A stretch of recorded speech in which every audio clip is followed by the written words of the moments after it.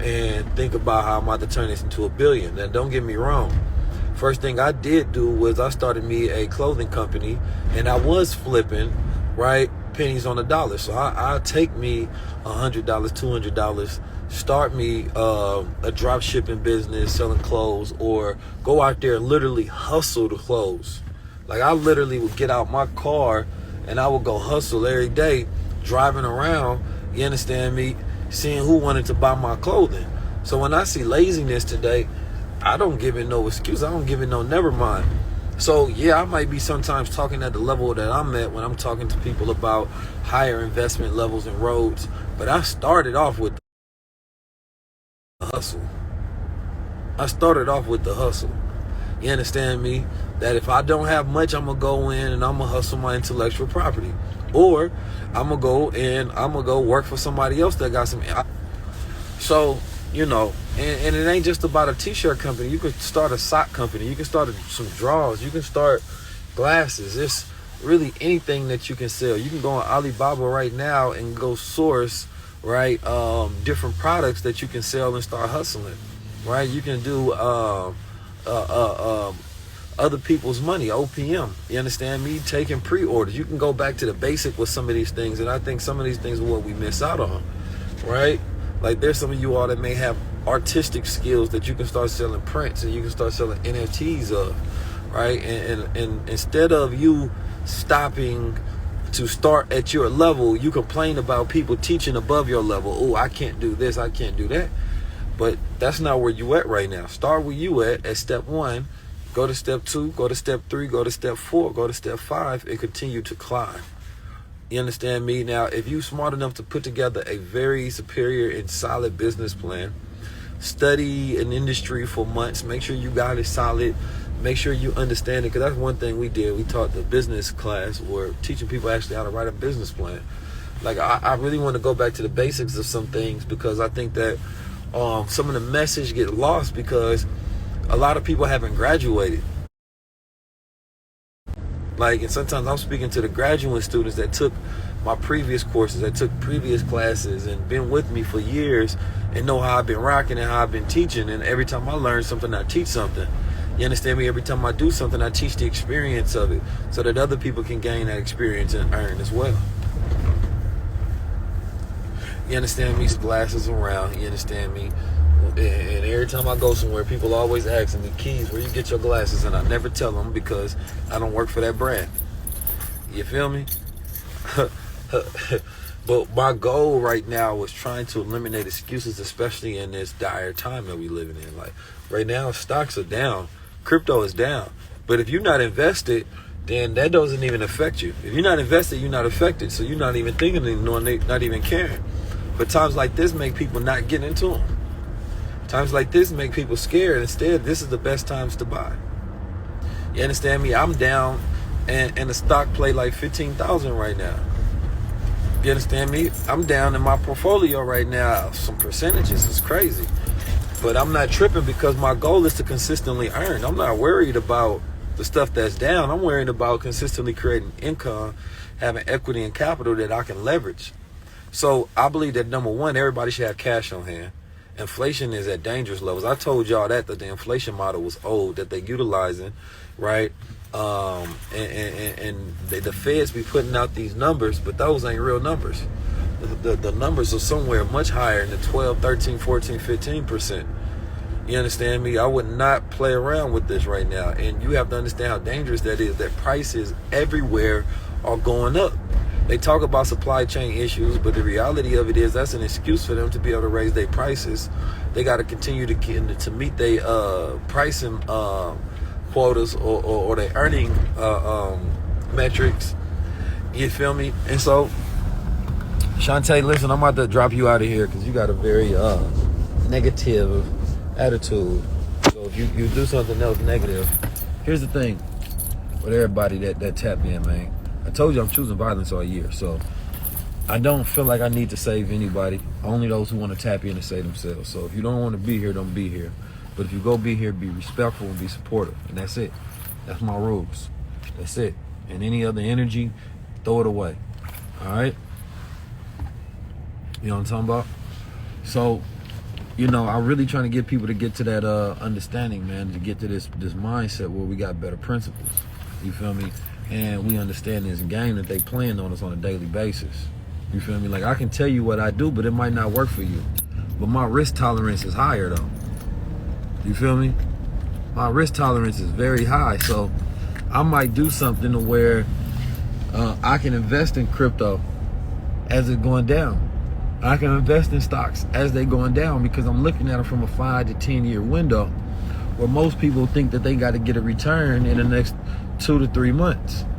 And then if I want to go get more returns, then I'm going to learn different plays, right?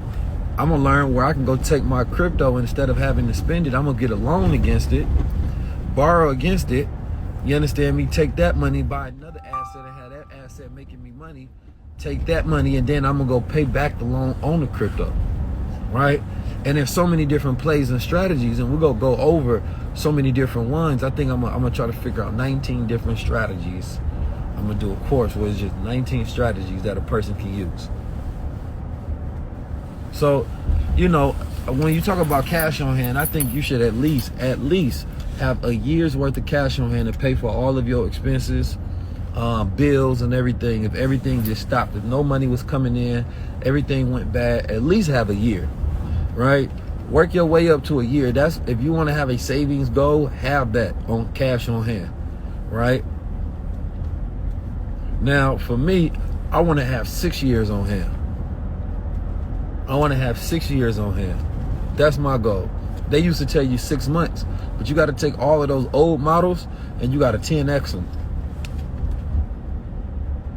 You got to take all of the old models and you got to 10x them. So if they said 6 months, go for 6 years now, because things have sped up and they're getting really dangerous and it's getting really ugly out here, man. The rich is getting rich. The rich are getting richer and the poor are getting poor, and that's because our poor mentalities is keeping us away from the wealth. And the reason I say 6 years is because you're buying yourself time. That's what you're doing. You understand me? Now, you get to look at, right, when you talk about your net worth, you can start building up your net worth. It's simple when you look at your assets minus your liabilities. So how much earned income do you have? Right? How much money do you have coming in? Then after you're done looking at how much money you come in, how much debt do you currently have right now? So you understand me? You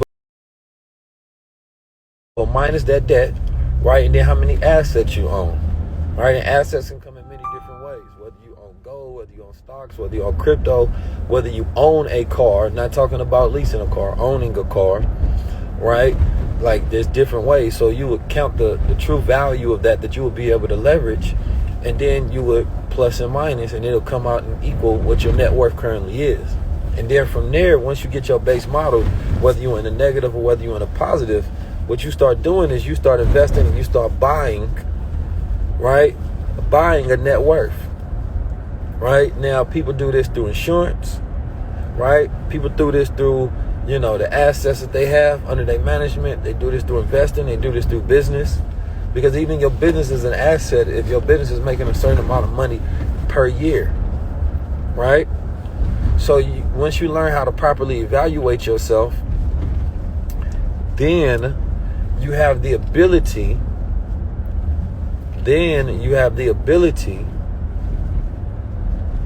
what I'm talking about, to start building your net worth. But if we don't, somebody said they can't hear, everybody can hear, I think. You understand me? But without it, you go lose. So, like, what's your net worth? I want everybody to do that. Somebody said they couldn't hear. What the hell going on? Okay, some people can't hear, so can't help it, man. I don't know what's happening. So that's what I want y'all to do, y'all homework today.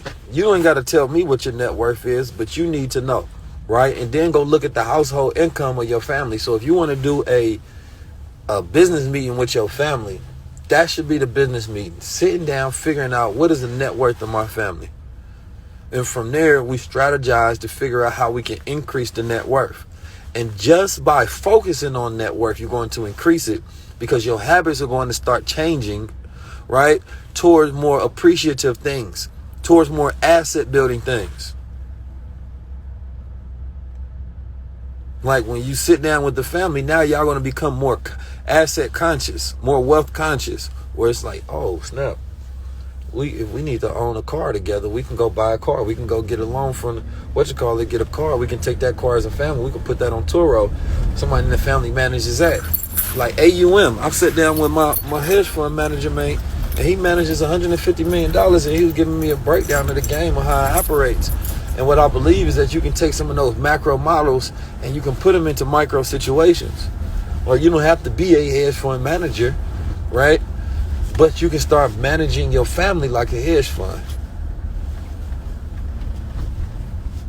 Somebody asked, can I sing? Yes, I can sing. I got a very beautiful voice.